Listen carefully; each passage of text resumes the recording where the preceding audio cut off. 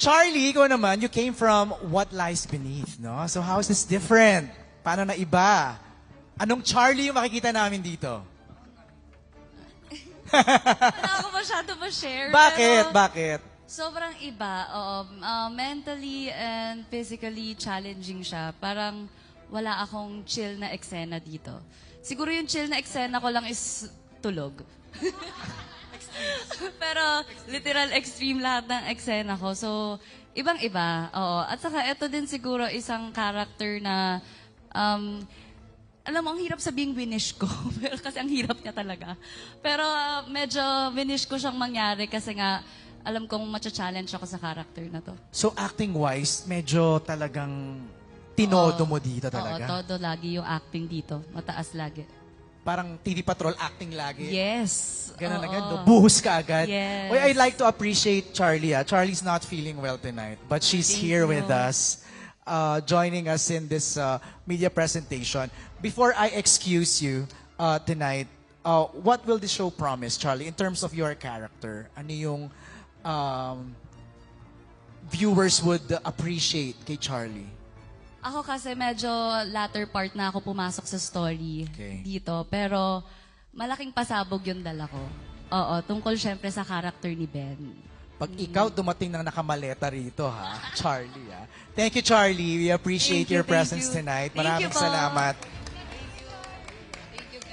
Thanks, Charlie.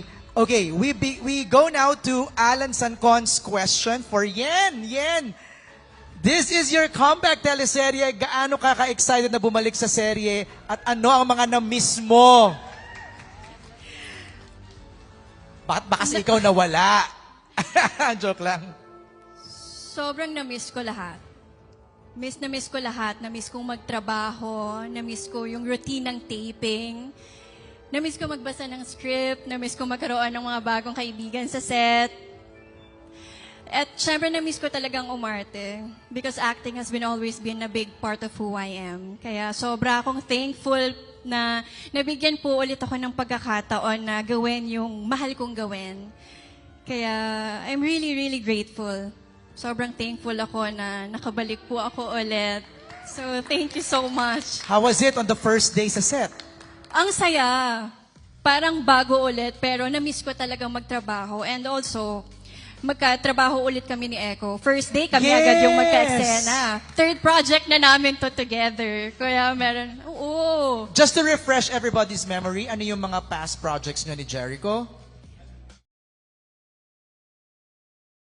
Yes, Halik and yung with RC before. Doon tayo una nag-start, di ba? Remember? Yes. Jericho. Halik was pre-pandemic. Yes, 2018. Yun. So, 8 years. After 8 years, 8 years is a long time. So, sobrang saya na makabalik po ulit. Kaya maraming salamat po, Star Creatives, na binigyan niyo po ako ulit ng tiwala na mapasama sa napakagandang project na to. Welcome back. Thank you. Okay, ang next question is from Jay of Certified Kapamilya para sa inyong lahat. Sa loyalty game ng totoong buhay sa social media era ngayon, mas mahirap bang maging loyal o mas madali nang mahuli ang hindi loyal? Parang, Okay, mas mahirap na bang maging loyal o mas madali nang mahuli ang hindi loyal? Sa social media era ngayon. Yan. sa social media era ngayon, parang ang pagiging loyal naman, choice mo yun eh. So, kahit na anong temptation ang meron sa social media, kung loyal ka, walang magiging problema. Ang madali lang ngayon, madaling mahuli, madali kang mabuko pag may Resibo. ginawa ka kasi meron ng digital footprint. Oh. Saka, wait. Is liking a photo showing disloyal or disloyalty na? Would you consider that? Liking a photo? Diba, Kira? I think it depends on what type of photo it is. Okay. Ayun po. Anybody? Sophia, ikaw. Alam kong nervyos ka ngayon eh. Sobra ka sa kape eh. Pasasagutin kita. is liking as simple as liking a photo? Liking, for me, it's alright. Pero yung following yun. Ah, The following. ah, Naks. But yeah. medyo oo nga. Agree ako dyan. Okay, again, others. Yung tanong, mas mahirap pa maging loyal? Janine, mas mahirap pa maging loyal ngayon? Sa era ng social media? Mas mahirap ba maging loyal? I guess kung hindi ka talaga loyal na tao, mas madaming temptation. Kasi mas nagiging accessible yung mga tao eh. Parang mas madali mo silang pwedeng makakonekta kasi isang DM lang or ganon. Pero kung loyal ka naman talaga na tao, then it shouldn't be a factor. Siguro mas nare-reveal lang niya kung anong klaseng tao ka talaga. At saka yun nga, may mga resibo. So, if you're with someone na hindi mo dapat kasama, mas may chances na mahuhuli ka. From a guy's POV naman, Jericho Rosales, ikaw lang ang guy dito. I mean, si Jay also is a writer, but you're a cast. Go. Bilang the only boy dito. Okay lang, Jay. I don't know, like in the context of, mahirap ba maging loyal ngayon because of social Siguro media? because of the temptations na nakikita mo yung mga pictures and Yeah. everything. Kung ilalapit mo yung sarili mo sa apoy. Yeah. Of course, I mean, that's a Facebook Marketplace nga lang, hirap na eh. Diba? Dami mo nabibili na ganun eh. I like Janine's answer kasi depende sa character mo yun eh. If you It's know really na- you eh, no? Oh, it's really you. If alam mong susceptible ka sa failure at sa alam mo yun, pag-fall at pag ano, di, wag mo na ilapit yung sarili mo doon. You have to build your character and yourself first before ano. Mahirap. Ano yung isang question? Or mas madali nang mahuli ang hindi loyal. Hindi, okay. Oo na kagad yung sagot doon. But I think it's the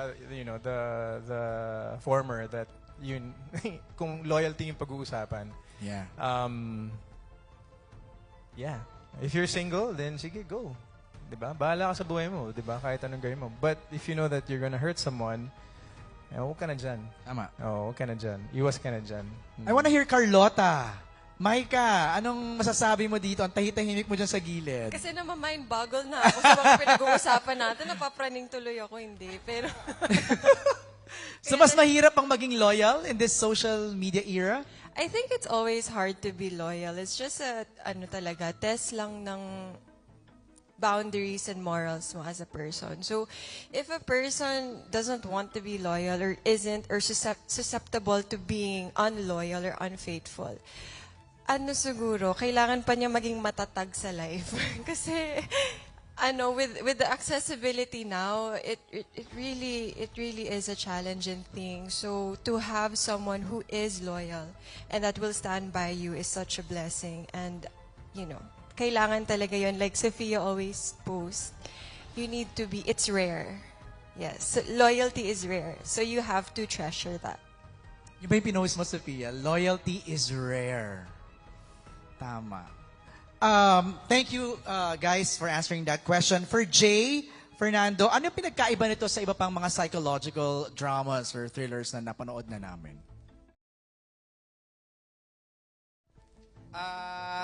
Well, apart from the fact that we are talking about loyalty testing, apart from that, I would say this is a very Filipino story. And nowadays, wherein people's loyalties are tested, we talk about, is loyalty really important?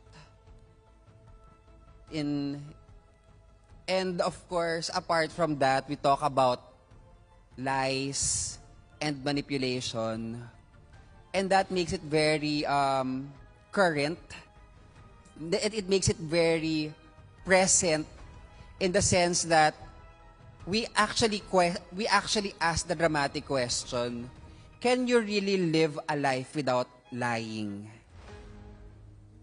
Is there a life that has no lies? And I think that is very relevant in today's world, in Philippine society, and of course the idea of loyalty. Kasi it seems like as if loyalty is just about relationships and, marital relationships, but loyalty transcends a lot of aspects of Philippine life. And in this story, we touch on that as well. Wow. Okay. I'm gonna go straight to the point, Jay. Ang tanong ko is this a kabit serye? It is beyond a kabit serye. There is nothing wrong with the kabit serye. A kabit serye is a genre, or as actually, when I personally think of what a kabit serye is, it is the story of the Filipino. It is something that we relate to. So there's nothing wrong with a kabit serye. But this is a step beyond that. Kasi we, personally, in Star Creatives, we've done a lot of kabit serye. I mean, like, we've done Legal Wife with Jericho Rosales. We've done something like that. So this is a step beyond that. And this is actually a step towards a more truthful telling of what is loyalty in a relationship. So that is something very different, and that is something very present as a story to tell. And we can't wait kasi gaya nga ng sabi mo, it's beyond being a kabit serye. So, kung akala nung mga initial reactions another kabit serye, no, it's not. It's beyond, it's more than that. It is like opening a can of worms. Ooh, not just a worm, worms. Ang dami. Ang dami kasing loyalty testers eh. Yes. Okay, ito, interesting question. From Kate Adahar of Random Republica for all the girls. Sinasabi nilang malakas ang women's intuition. Sa inyo, gaano ba kayo kagaling mangutob? At kapag may kutob kayong may hindi tama, trust your instincts ba agad o kailangan munang may proof?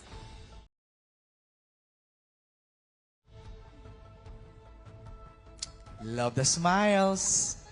I love the smiles. We begin with Carlota, other side. Sorry, Micah. Thank you nga, thank you. Ano ulit? Magaling ka bang mangutob? Minsan kasi nakakatakot din yung intuition natin eh. Kasi what if trauma lang siya? Ah. So, at the same time, may mga factors like I've realized earlier na may external factors din kasi yung mga bagay-bagay na nag-i-influence sa'yo, which is true. So, ayun. But I do believe if you trust your gut and if you really believe that something is wrong, there's nothing wrong to like point it out. And parang, It's valid. yeah, na parang okay lang to. Pero at the same time, let's just be sure na yung papasukan natin na relationship is talagang bibigyan natin yung buong tiwala natin sa kanya. Okay. Kira, magaling ka bang mangutob? That's the first question. Yes. Ha! Okay. Lahat po ng naging kutob ko in my past relationships, most of them were true. Talaga. I don't know what it is with the energy, pero malakas ako mag-sense na if there's something different, if there's the slightest change in your voice, in your body language, the way that you speak to me, I pick it up agad. And I think women are blessed to have that intuition. So, yeah. Interesting.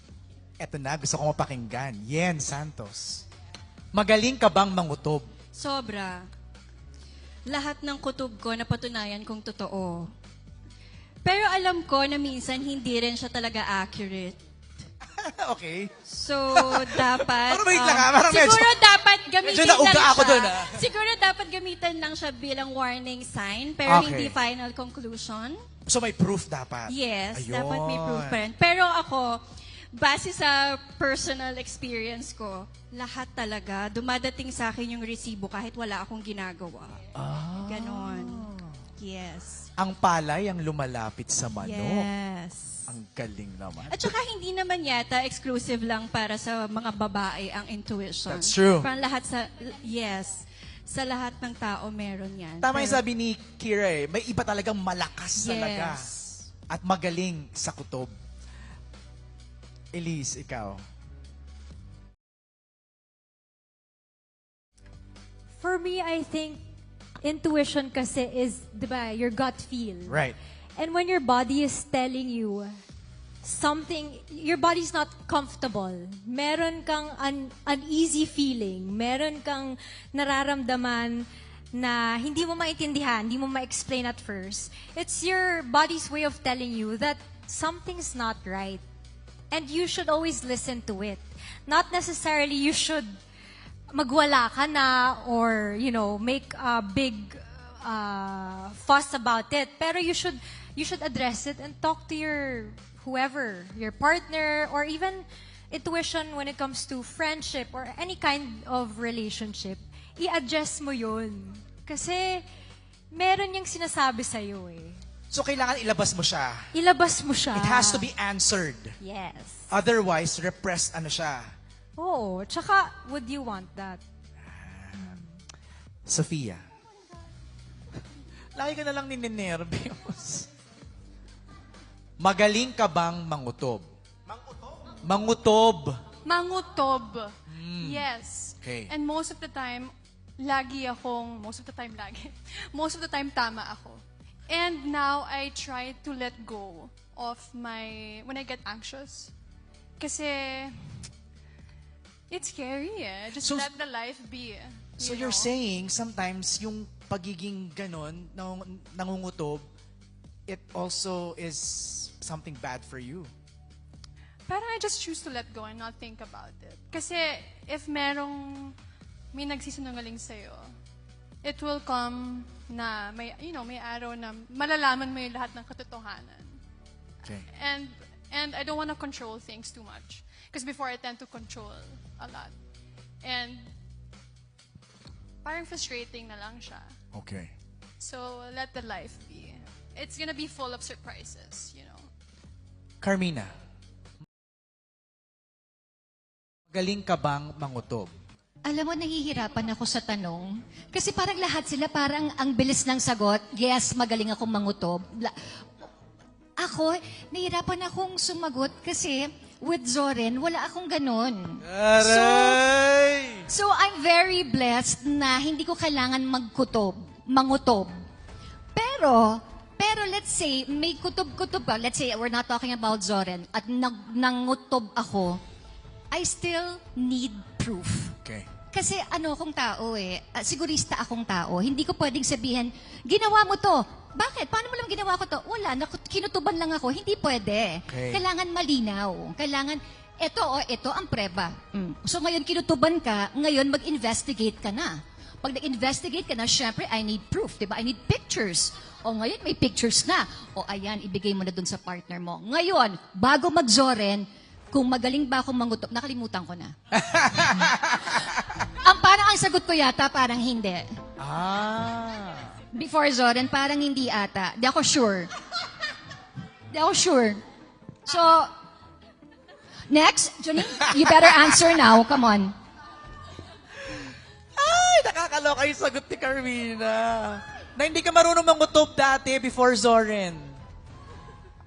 Di mo nga nakutuban eh. Mike. That's why, wag na natin balikan. During itong kay Zoren, total ito naman na yung time na to. So, Okay. again, balik tayo dun sa sagot kong napakaganda. Ngayon, wala na akong kutob-kutob kasi maybe there's no reason for me to have that kutob-kutob. Okay. Okay, moving forward now. Don't go to the past. May headline na sila. Janine, ikaw naman. Parang yes din. Oo, parang yes din. Oo. So, yes ang next question niya dun is, kailangan ba trust your instincts agad or kailangan may proof? Parang agree ako sa other women na it's your body's way of telling you something. And oo, may ibang energy, parang may mali. And sometimes pa nga siguro dadating sa point na, wala to. Pero if it's like a soft nudge na won't go away, for me, tama ako. Agree. Jericho, how does it feel working? Oh, hindi, iba yun. Iba Malakas na. din ako mangutob. Iba na, wala. Wala sa mangutob. For the girls lang yun, Jericho. Hindi, alam mo, minsan yung nararamdaman ko eh. Hindi nga, seriously. May kutob Akala ka ko rin. talaga lalaki ka dati, pero No, I'm just kidding. May kutob ka din ba minsan? Oo naman.